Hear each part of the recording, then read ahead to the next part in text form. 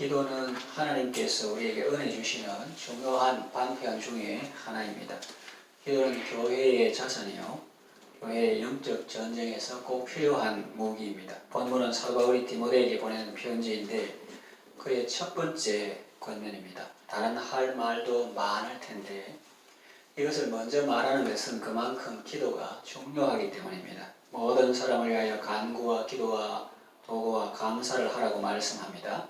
이제부터 우리의 기도에 대해서 말씀드리려고 합니다. 첫째, 전교인 제자화입니다. 예수님을 따라다니는 사람들을 크게 두 종류로 나눌 수 있습니다. 무리에 속한 사람과 제자에 속한 사람입니다. 무리는 군중이라고도 할 수 있습니다. 이 사람들은 표적을 본 까닭이 아니고 떡을 먹고 배부른 까닭에 예수님을 따르는 사람일 수 있습니다. 아니면 아직 예수님은 우리의 구원자시며 하나님이신 줄 모르고 그저 병 잘 고치고 하나님의 말씀을 잘 가르치는 랍비 정도로 생각하는 사람일 수 있습니다. 그런가 하면 제자들이 있는데 이분들은 다시 넓은 의미에서의 제자에 속하는 사람들과 12제자들 그리고 3명의 수제자들로 세분할 수 있습니다. 그러나 여기서는 이해하기 쉽게 하나로 통칭하겠습니다. 제자가 무리와 다른 점은 자기의 어떤 야망을 이루거나 유익을 얻기 위해서 예수님을 따라다니는 것이 아니라 예수님의 부르심에 순종하여 하나님의 뜻을 이루기 위하여 예수님을 따르는 사람입니다. 예수님이 친히 말씀하신 것처럼 자기를 부인하고 날마다 자기 십자가를 지고 주님을 쫓아가는 사람이지요. 제자됨의 기초는 거듭남입니다. 현대 교회는 이 거듭남, 그 중생의 중요성을 잘 모르는 것 같습니다. 한 사람이 교회에 출석하기 시작하고 시간이 지나면서 예배 생활도 잘하고 헌금 생활도 잘하면 그가 거듭났는지 묻지도 않고 살펴보지도 않고 바로 세례를 주고 직분을 줍니다. 거듭난 사람에게 그렇게 하는 것은 괜찮지만 거듭나지 않은 사람에게 그렇게 하면 나중에 큰 문제가 생깁니다. 본인도 힘들고 주변 사람들도 힘듭니다. 육신의 세계만 보고 물질의 세계만 보는 사람에게 신령한 세계의 일을 맡길 수 없습니다. 땅의 것만 알고 하늘의 것을 모르는 사람에게 하늘의 일을 말할 수 없습니다. 아이가 태어나지도 않았는데 어떻게 그 아이에게 일을 맡길 수 있습니까? 천부당 만부당한 일입니다. 그러나 교회들 가운데는 그 사람이 정말로 거듭났는지 검증해 보지도 않고 직분을 맡깁니다. 그러다가 큰 어려움을 당하는 경우가 있습니다. 우리의 기도는 창원 새로운 교회에 출석하는 모든 사람들이 다 예수님의 제자가 되는 것입니다. 비록 지금은 무리에 속한 사람도 있고 초청 자치 때만 오는 사람도 있지만 언젠가는 이분들도 다 하나님의 은혜로 예수님의 제자가 되는 것입니다. 우리의 기도 두 번째는 뭡니까? 저 오른쪽에 답이 있잖아요. 우리 기도 두 번째는 뭡니까? 창원의 성시와. 네, 창원 성시화인데 성시는 거룩한 도시라는 뜻인데 어떤 도시에 사는 사람들의 50% 이상이 예수님을 믿을 때 그 도시를 성시라 부릅니다. 우리 창원 새로운교회는 아직 교인 수가 적고 교회 규모가 작은데 그 일을 할 수 있겠나라는 생각이 들 수 있습니다. 할 수 있습니다. 우리 혼자 하려면 어렵지만 하나님이 도와주시고 건강한 교회들이 서로 연합하면 능히 할 수 있습니다. 우리가 창원 성시화를 위하여 제일 먼저 할 수 있는 일은 무엇일까요? 이 도시를 위하여 하나님의 은혜를 구하는 것입니다. 성경에 보면 성읍은 정직한 자의 축원을 인하여 진흥하고 악한 자의 입을 인하여 무너진다고 했습니다. 우리가 사는 도시와 이곳에 사는 사람들을 위하여 예수님의 이름으로 기도하고 축복하면 하나님께서 복을 주십니다.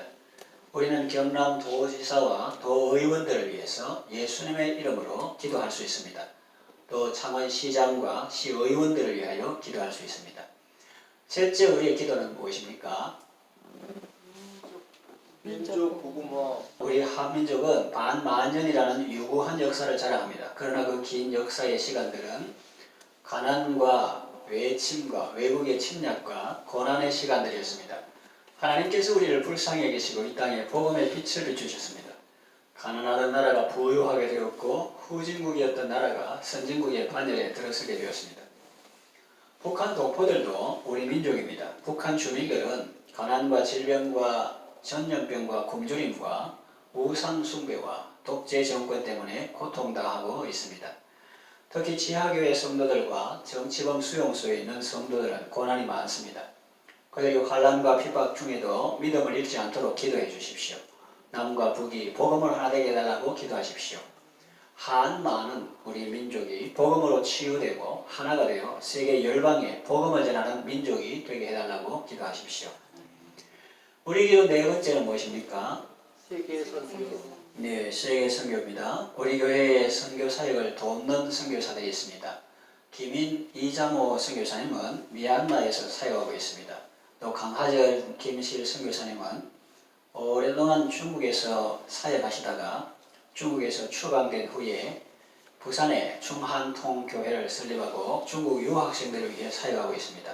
또 하광락 김영희 선교사님은 포항에서 경동교회를 섬기면서 외국인 노동자들을 위한 사역을 펼쳐왔는데 이제 본격적으로 국내 이주민 선교사로 파송받아 사역하고 있습니다. 이분들은 우리 교회가 작은 금액이지만 매월 후원하고 있습니다.